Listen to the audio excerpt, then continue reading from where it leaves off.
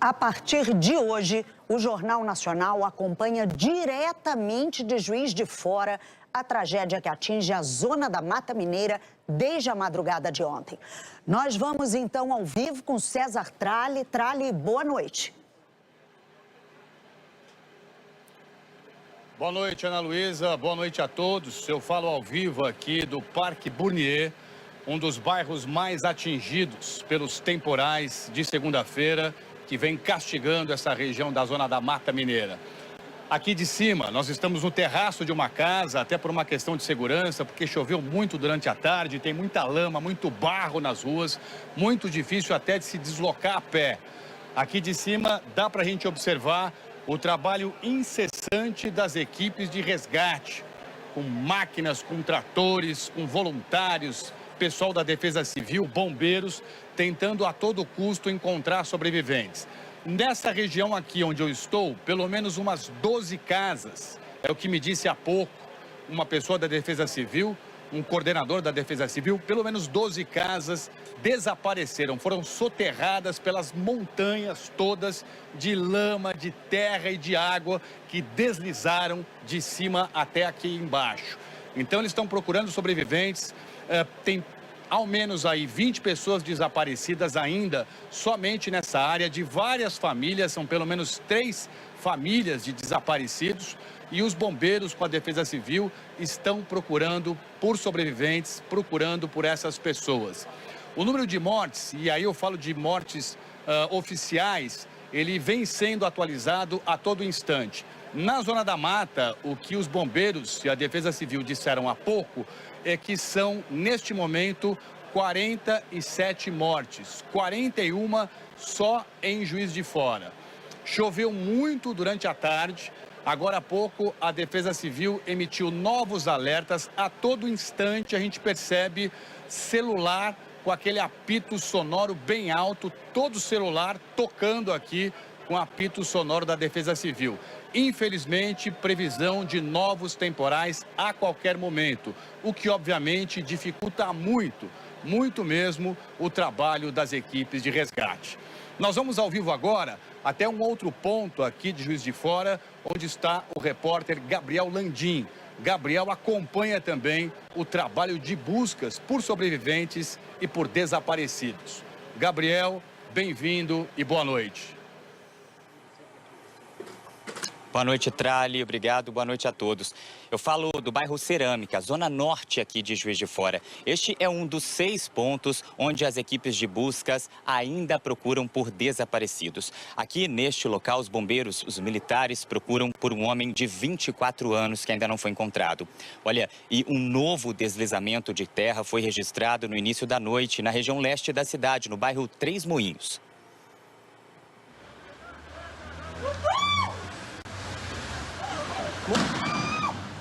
Nossa, caiu mais. Nossa, tá descendo aqui embaixo, né? Nossa! 3 casas desabaram, mas segundo o Corpo de Bombeiros, essas 3 casas estavam vazias, desocupadas. Por ser uma área de risco, as pessoas já tinham desocupado. Em outros bairros da cidade, os bombeiros trabalham por 2 dias aqui em Juiz de Fora para tentar encontrar desaparecidos. É o que vamos acompanhar agora na reportagem. Bombeiros concentram o trabalho nos pontos indicados pelos cães farejadores. Nesta área, onde 12 casas foram destruídas, há risco de novos deslizamentos. Durante a tarde, eles usaram apitos para afastar voluntários e isolar o local. A dificuldade que nós temos aqui nesse cenário é que o deslizamento de terra, ele vem com muita terra envolvendo com escombros. Isso gera uma instabilidade do solo muito grande. Nós temos também o risco de réplica, que é um novo deslizamento. O José Carlos mora ao lado da área que cedeu. O bombeiro disse que é área de risco, então, a noite passada eu nem dormi. Essa noite eu consegui dormir, mas não dormi tranquilo. Bombeiros de Barbacena e de Belo Horizonte se juntaram às buscas. A Defesa Civil interditou mais de 10 imóveis por risco estrutural. O do Edilson é um deles. O entulho prensou a porta e a gente não saía. E a janela, com aquela grade ali, também não saiu. Tentando sacudir e tal. Por muito custo, eu consegui ligar pro meu irmão, que naquele momento não tinha ninguém na rua. Liguei para ele, meteu uma marreta ali, ó. Até quebrou a parede um pouquinho lá. Foi que eu consegui sair. As marcas do temporal estão por toda a cidade. A lama ainda cobre várias ruas. Alguns trechos permanecem bloqueados. Uma mulher retirada com vida ontem dos escombros morreu nesta madrugada no hospital. Jaqueline Teodoro tinha 32 anos. Em alguns casos, a dor da perda se mistura com um sentimento de alívio. A Sandra perdeu familiares no deslizamento de terra, mas durante as buscas recebeu uma notícia.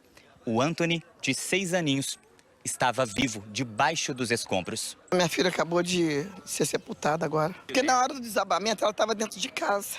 Ela jogou em cima do Anthony. Na hora que ela ficou em cima do Anthony, entendeu? Aí ela salvou a vida do filho e ficou por cima. Estava enterrado com terra. Aí quem me ajudou foi o moço. E aí o tio me ajudou e me levou para o Hospital 2. No IML, famílias chegam o tempo todo em busca de informações. Os corpos de 9 vítimas foram enterrados hoje, no cemitério municipal. Um momento de muita comoção.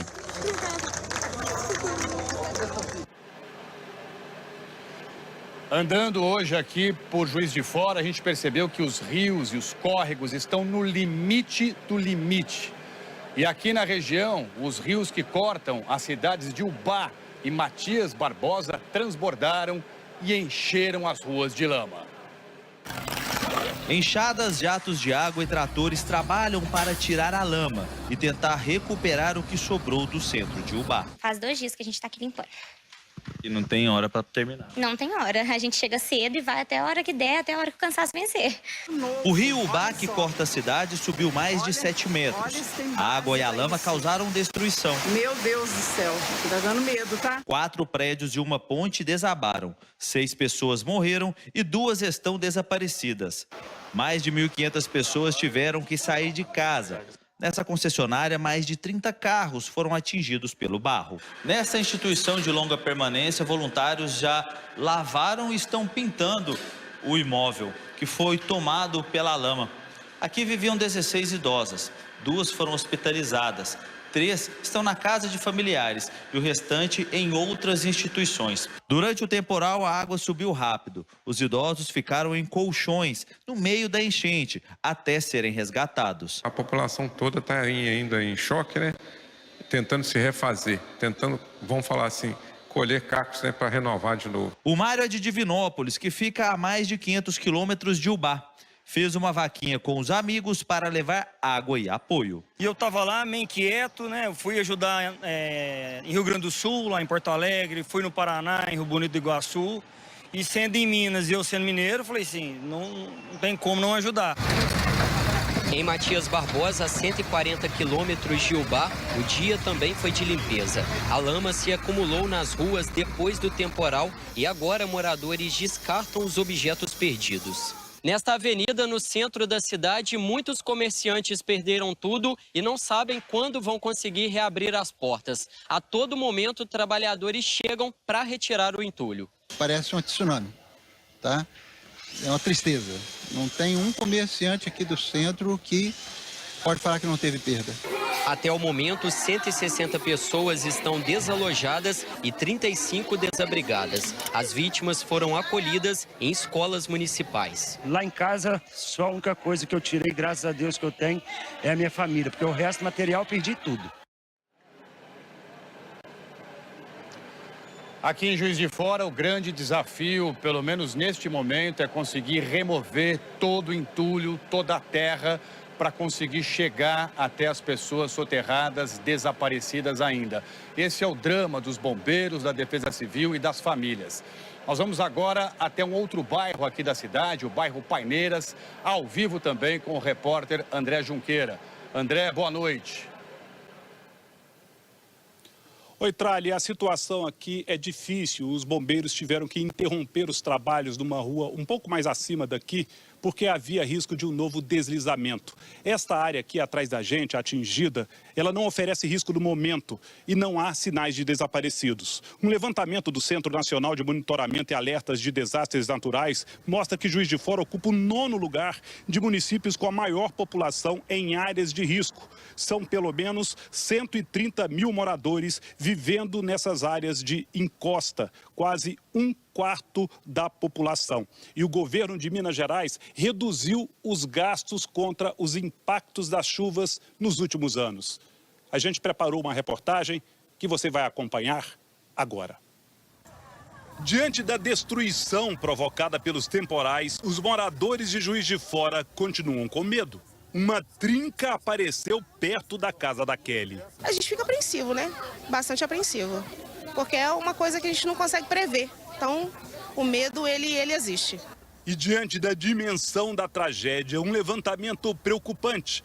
Dados do Portal da Transparência mostram que os investimentos do governo de Minas Gerais em ações relacionadas aos impactos das chuvas tiveram uma redução de mais de 95% nos últimos 3 anos. O programa, que prevê iniciativas de prevenção, atendimento e recuperação, passou de 135 milhões de reais em 2023 para aproximadamente 6 milhões de reais no ano passado. As cidades têm que conversar mais com as águas, no sentido que nós temos que tornar elas mais permeáveis para a água que chega, no lugar de deixar a água escorrer e inundar em algum lugar. Sem orçamento não há política pública, não adianta fazer planos, até planos climáticos consistentes, se nós não garantirmos meios de implementação. O governo de Minas declarou que, analisando todos os programas, realizou o maior investimento da história em proteção e defesa civil nos últimos anos, destinando mais de 94 milhões de reais a 494 municípios mineiros. Aqui em Juiz de Fora, nesta rua próxima a uma área onde houve um deslizamento de terra, moradores de todas essas casas receberam uma orientação da Defesa Civil para que saiam e procurem abrigos. É uma medida preventiva, enquanto a região continua sob alerta de chuva. A Tainara está grávida de 9 meses. Ela mora perto de uma encosta, com mais 3 filhos pequenos. Tô bem confusa também e preocupada, né? Eu tô para ganhar neném em qualquer momento, né? Como é que fica em abrigo com uma criança recém-nascida? Não tem como. E são muitas as áreas de risco aqui em Juiz de Fora, bombeiros, defesa civil alertando para essa situação já tem muito tempo, dizendo até que nesses locais onde as casas desabaram, não se pode mais fazer construção, ou seja, essas famílias que sobreviveram não poderão voltar para essas áreas exatamente por todo o risco. Daqui a pouco, então, nós voltamos ao vivo aqui de Juiz de Fora, Minas Gerais, com essa cobertura completa, especial, solidários aqui ao sofrimento todo dessa população. E Juiz de Fora, Ana Luísa Guimarães, não é a única cidade brasileira que sofre, que está ameaçada por uma tragédia climática. Exatamente. Obrigada, Tralha.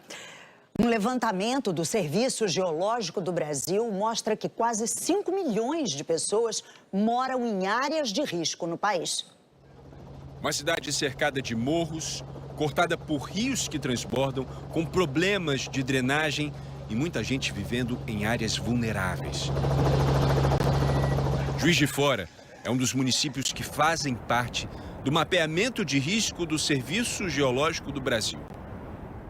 Esse trabalho começou em 2012. Nesses 14 anos, 1.800 municípios foram mapeados no Brasil inteiro. Em 961 deles, ou seja, mais da metade, o Serviço Geológico identificou a presença de ao menos uma área de risco. São mais de 1.700.000 domicílios instalados em zonas de perigo. 4.600.000 brasileiros vivendo na incerteza de um desastre. Os dados foram atualizados esta semana.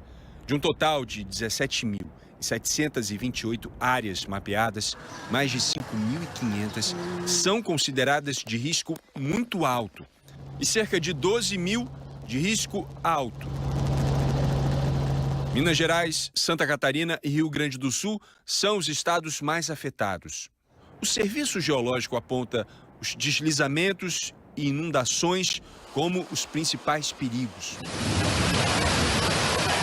Foi exatamente o que aconteceu essa semana em São João de Meriti, Baixada Fluminense, onde a água cobriu partes da cidade. Cleberson salvou a mãe de morrer afogada dentro de casa. Isso já é a terceira vez que acontece com a gente aqui. Chega, a gente não aguenta mais.